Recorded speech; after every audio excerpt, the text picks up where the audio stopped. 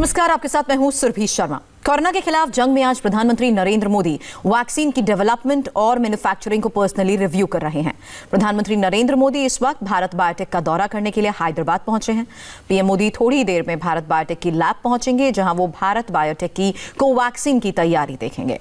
प्रधानमंत्री ने अहमदाबाद के जाइडस बायोटेक पार्क में जाइडस कैडिला की लैब का दौरा किया और जाइडस की कोरोना वैक्सीन ज़ाइकोव-डी का अपडेट लिया।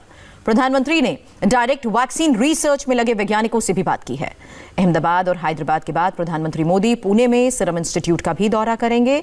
देश में ये 3 कंपनीज कोरोना की वैक्सीन बना रही हैं और तीनों ही जगह वैक्सीन का काम अंतिम चरण में है। बहरहाल ये थोड़ी देर पहले की तस्वीर हैदराबाद की, जहां प्रधानमंत्री अब से थोड़ी देर पहले पहुंचे हैं। कोवैक्सीन, पहली स्वदेशी निर्मित कोरोना वैक्सीन, ये सबसे ऊपर है और यही वजह है कि अब कोवैक्सीन को लेकर भी प्रधानमंत्री को ओवरऑल रिव्यू दिया जाएगा। इस बारे में अपडेट दिया जाएगा कि कितने ट्रायल्स सक्सेसफुल साबित हुए हैं और इन ट्रायल्स के सक्सेसफुल होने के बाद इसकी प्रोडक्शन और मैन्युफैक्चरिंग को लेकर आगे क्या प्लान है। हालांकि इससे पहले अप्रूवल्स की जरूरत होती है, लेकिन इस बीच आज यही वजह है कि तीनों ऐसे प्लांट्स का विजिट प्रधानमंत्री कर रहे हैं, जहां भारत की कंपनियां कोरोना के खिलाफ जारी इस जंग के बीच वैक्सीन बनाने में जुटी हैं। अहमदाबाद में जाइडस की लैब के दौरे के बाद प्रधानमंत्री मोदी ने वैक्सीन बनाने में जुटी टीम को बधाई भी दी है। अहमदाबाद की जाइडस कैडिला प्लांट में प्रधानमंत्री मोदी की ये 3 तस्वीरें हम आपको दिखा रहे हैं। Class 3 bio safety secure lab facility का उन्होंने दौरा किया। ओन बायो रिएक्टर्स को भी करीब से देखा, जहां सेल कल्चर की मदद से वैक्सीन को बनाया जा रहा है। बड़े बड़े बायो रिएक्टर्स से बड़े पैमाने पर वैक्सीन का निर्माण होगा। प्रधानमंत्री मोदी खुद उस वैक्सीन लैब में भी गए, जहां ज़ाइकोव-डी बनाने का काम चल रहा है। पीपीई सूट पहने प्रधानमंत्री मोदी ने उन वैज्ञानिकों से बात की जो वैक्सीन पर लगातार रिसर्च कर रहे हैं। टी राघवन, इंडिया टीवी संवाददाता हैदराबाद से हमारे साथ जुड़ चुके हैं। हैदराबाद से हम इस बीच आपसे राघवन सबसे पहले ये जानना चाहते हैं कि अहमदाबाद के इस विजिट में कई खास बातें वैज्ञानिकों के जरिए उनको इस वैक्सीन को लेकर पता लगी हैं। अब हैदराबाद के लैब्स के जरिए क्या उन्हें डिटेल्स दी जाएंगी को वैक्सीनेशन को लेकर? जी देखिए सुरभि, सबसे पहले जो पूरे देश को कोरोना वैक्सीन का इंतजार हो रहा है, कुछ ही पल में प्रधानमंत्री यहां पर पहुंचने वाले हैं। आप देखिए इस तरह काफिला आप पीछे देख सकते हैं। जो प्रधानमंत्री का काफिला है वो भारत बायोटेक के मुख्यालय में एंटर कर रहा है। बहुत ही महत्वपूर्ण जगह इसे माना जा सकता है, क्योंकि अगर कोवैक्सीन की बात कर लें, जो इंडिजीनियस वैक्सीन भारत बायोटेक की तरफ से यहाँ पर उसका प्रोडक्ट किया जा रहा है, यहाँ पर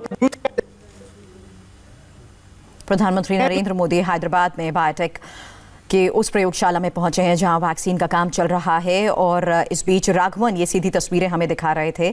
और जैसे ही प्रधानमंत्री का ये कॉन्वॉय आता है, जाहिर सी बात है ऐसे में सिक्योरिटी पर्पस की वजह से ही इस तरह से ग्लिचेस और ये हम देख रहे हैं कि टेक्निकलिटीज से हमें हमेशा रूबरू होना पड़ता है। और राघवन, आप ये सीधी तस्वीरें दिखा रहे थे, प्रधानमंत्री इस बीच हम देख रहे हैं कि पहुंच चुके हैं वहां पर।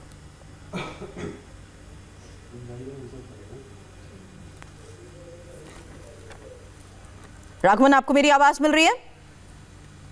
हैदराबाद में इस वक्त प्रधानमंत्री पहुंच चुके हैं और भारत बायोटेक और कोवैक्सीन को लेकर भारत बायोटेक की तरफ से किस तरह से ओवरऑल काम चल रहा है, इस वैक्सीनेशन को लेकर प्रधानमंत्री को पूरे प्रोसेस के बारे में बताया जाएगा। हैदराबाद की भारत बायोटेक ही बना रही है कोवैक्सीन। और इस बीच आपको हम ये बता दें, खास मेहमान भी इस वक्त हमारे साथ जुड़ चुके हैं। इस वक्त हमारे साथ रमन गंगाखेडकर, पूर्व निदेशक ICMR के हमारे साथ जुड़ चुके हैं और doctor Shekhar Mande, DG CSIR भी हमारे साथ हैं।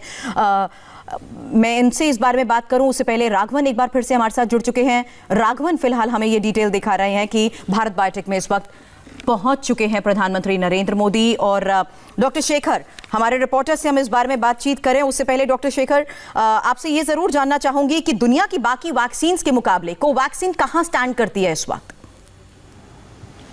ऐसा है कि दुनिया में 5 या 6 कैंडिडेट्स अभी फिलहाल तीसरे टप्पे पे है, जो जिसे हम लोग फेज 3 क्लिनिकल ट्रायल कहते हैं। उसी टप्पे पे कोवैक्सीन भी है कि उनका भी फेज 3 क्लिनिकल ट्रायल चल रहा है और इसके रिजल्ट जैसे सामने में आएंगे वैसे पता चलेगा कि इसका इफेक्टिवनेस या एफिकेसी किसके बराबर है। जैसे कि आपको पता है कि फाइजर और मॉडर्ना ने अपने एफिकेसी के रिजल्ट्स पॉपुलर प्रेस में प्रकाशित कर चुके हैं, टीवी पे या अखबारों में। अभी वैज्ञानिक जगत के सामने में उन्होंने रखा नहीं है उन रिजल्ट्स को, लेकिन फिर भी उन्होंने दावा किया है कि वो 95% उनकी वैक्सीन एस्ट्राजेनेका का भी रिजल्ट हम लोगों ने टीवी पर और अखबारों में देखा हुआ है कि जो कह रहे हैं कि 60% जिनको 2 फुल डोसेस दिए थे और 90% जो है जिनको पहले आधा और पूरा डोज बाद में दिया गया था। ये अखबारों में की खबरें आई हुई है, लेकिन विज्ञान जगत के सामने में जब पूरी खबर आएंगी तभी पूरा पता चलेगा। भारत बायोटेक की जो वैक्सीन है अभी, इसका भी पूरी खबर आना अभी भी उसका इंतजार है। जी चलिए, हमारे संवाददाता राघवन भी इस वक्त एक बार फिर से हमारे साथ जुड़ चुके हैं। राघवन, आप बता रहे थे प्रधानमंत्री अब वहां पहुंच चुके हैं, लेकिन यही जानना चाहते थे कि अब कितनी देर वो यहां पर रहेंगे और क्या क्या ब्रीफ उन्हें किया जाएगा।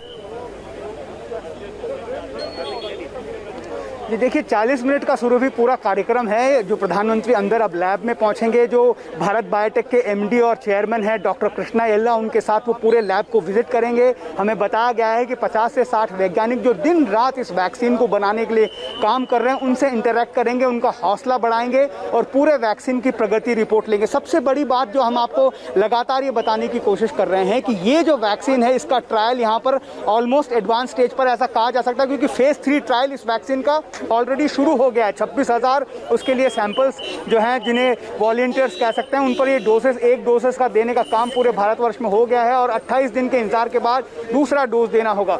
ये बहुत जरूरी है जानना कि ये जो वैक्सीन का फर्स्ट फेज और सेकंड फेज था, शुरू भी 1,000 लोगों पर इसे ट्राई किया गया था और इस वैक्सीनेशन की जो एफिशिएंसी है वो करीब 60% थी, कम से कम 60% थी, ऐसा भारत बायोटेक का कहना है। और अंतर्राष्ट्रीय मानकों को अगर हम ध्यान में रखें तो कोई भी वैक्सीन अगर 50% से ज़्यादा असरदार होती है तो उसको अप्रूवल मिल जाता है। तो ऐसे में थर्ड फेज में जब ये वैक्सीन पहुंच गई है, इसके बाद इसके जो सैंपल साइज यहाँ पर लिए जा रहे हैं, उसके बाद डाटा एनालिसिस होगा, एक रिपोर्ट तैयार होगी और वो अप्रूवल के लिए चली जाएगी। तो हम ये मान सकते हैं कि भारत बायोटेक की जो कोवैक्सीन है, हो सकता है भारत में सबसे पहले लोगों तक पहुंचे। और दूसरी सबसे बड़ी महत्वपूर्ण बात जो भारत बायोटेक की तरफ से कही जा रही है वो ये है कि इस वैक्सीन के लिए माइनस टेम्परेचर की जरूरत नहीं है। बहुत जरूरी इसलिए इस लिहाज से भी है कि वैक्सीनेशन का ट्रांसपोर्टेशन भी उतना ही अहम होगा जब ये वैक्सीनेशन प्रोडक्शन के स्केल पर आ जाएगी।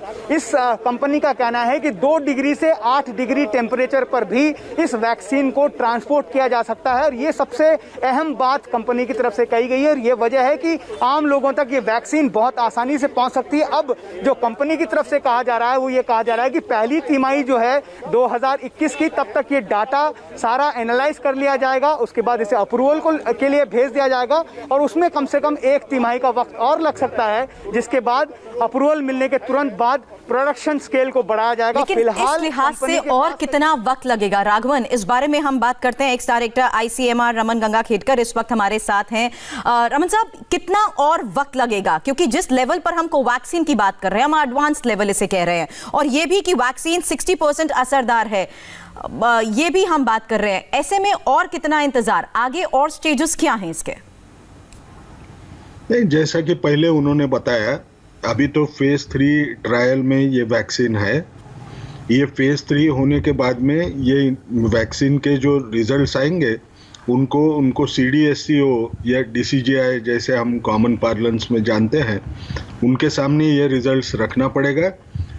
इसमें एक चीज़ रहती है कि जब वैक्सीन ट्रायल आधी हो जाती है तो उसमें इंटरिम एनालिसिस कर सकते हैं और इंटरिम एनालिसिस के अंदाज के ऊपर इमरजेंसी यूज ऑथराइजेशन का एक रास्ता खुला होता है। तो मेरे हिसाब से हमको ज़्यादा से ज़्यादा पहले 3 महीने के बाद में, यानी मार्च 2021 तक हमको ये वैक्सीन रोल आउट करने की शुरुआत करने का शायद एक चांस मिलेगा, ऐसे लगता है। जी, इस वक्त हमारे साथ एम्स के doctor Sanjay Rai, principal scientist और इन्वेस्टिगेटर एम्स, हमारे साथ जुड़ चुके हैं। कोरोना वैक्सीन पर भी ये काम कर रहे हैं। डॉक्टर संजय से मैं इस बारे में बात करूं उससे पहले राघवन, मैं आपसे अपडेट लेना चाहूंगी कि प्रधानमंत्री यहां कब पहुंचेंगे?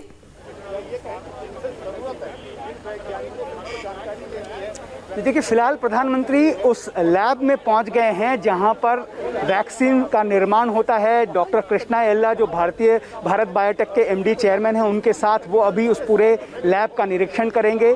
बायोरिएक्टर से लेस लैब है, एक एडवांस्ड लैब है दुनिया की भारत बायोटेक, ऐसा कहा जा सकता है। और इसी वजह से प्रधानमंत्री यहाँ पर पहुँचे हैं। जैसा हमारे गेस्ट बता रहे थे सुरभि, सबसे बड़ी बात यहाँ पर अब यह है कि जब ये ट्रायल एडवांस स्टेज में है तो उसको कितना एक्सपीडाइट किया जा सकता है, कितनी तेज़ी से इसको प्रोडक्शन लेवल तक पहुँचाया जा सकता है ताकि ये लोगों तक पहुँचना शुरू हो जाए। यही बात प्रधानमंत्री की तरफ से भी यहाँ पर जो एक्सपर्ट्स हैं, जो साइंटिस्ट हैं, उनसे पूछी जा रही है। क्योंकि जो कंपनी का लक्ष्य है सुरभि, वो ये कह रहे हैं कि सितंबर 2021 तक अगर अब जो जिस तरह से प्रक्रिया चल रही है उस तरह से सब कुछ चलता रहा तो सितंबर 2021 तक वो इस प्रोडक्ट को बाजार में लाने में कामयाब रहेंगे। लेकिन प्रधानमंत्री ये जानना चाहते हैं, ये पूछना चाहते हैं कंपनी के मैनेजमेंट से, साइंटिस्ट से, तो क्या इसे और जल्दी लाया जा सकता है। क्योंकि प्रधानमंत्री का लक्ष्य ये है कि अगले साल मार्च से पहले पहले भारत में बनी कोवैक्सीन लोगों तक उपलब्ध हो जाए। क्या इसके लिए जो अप्रूवल की प्रक्रिया है उसमें केंद्र सरकार किसी तरह की मदद कर सकती है? क्या उसे एक्सपीडाइट किया जा सकता है? क्या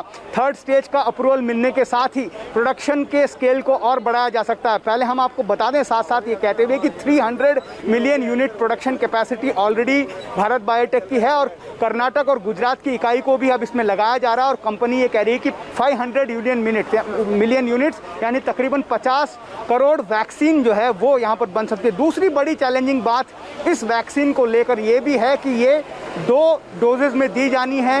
एक डिस्पोजेबल सिरेंज की ज़रूरत होगी, उसके लिए कार्ट्रिज की ज़रूरत होगी। तो करीब 130 करोड़ की जनसंख्या की जब हम बात करते हैं सुरभि, तो करीब 260 करोड़ सिरेंज और कार्ट्रिजेस की भी ज़रूरत पड़ेगी। इसीलिए कंपनी, हमें बताया गया है कि पैरेलली एक नेज़ल ड्रॉप्स भी तैयार कर रही है कोवैक्सीन का, ताकि इसे पोलियो की तरह ड्रॉप्स की मदद से लोगों तक पहुंचाया जाए। उसमें बहुत ज़्यादा तेज़ी से भी लोगों तक ये चीज़ें पहुंचेंगी और जल्दी असर भी इसका होगा और बहुत सारे रिसोर्स और एनर्जी की भी इसमें हमको जो है बचत होगी। यही वजह है कि प्रधानमंत्री को ये सारी चीज़ें कंपनी की तरफ से ब्रीफ की जा रही है कि इंट्रामस्कुलर वैक्सीन की बजाय अगर हम इसे ड्रॉप की तरह इस्तेमाल करें तो ये एक नेक्स्ट स्केल है, नेक्स्ट चरण है जिस पर कंपनी इस बारे में जो बात आप इस वक्त कह रहे हैं कि इंजेक्ट करने की बजाय नेजल ड्रॉप के तौर पर भी अगर इस वैक्सीन को लाने का काम चल रहा है, इस बारे में हमारे एक्सपर्ट से राघवन हम जरूर बात करेंगे। लेकिन उससे पहले एक छोटे से ब्रेक के लिए हमें यहाँ पर रुकना है। जल्द लौटेंगे और सीधे हैदराबाद से भी तस्वीरें दिखाएंगे जहां प्रधानमंत्री नरेंद्र मोदी इस वक्त पहुंच चुके हैं।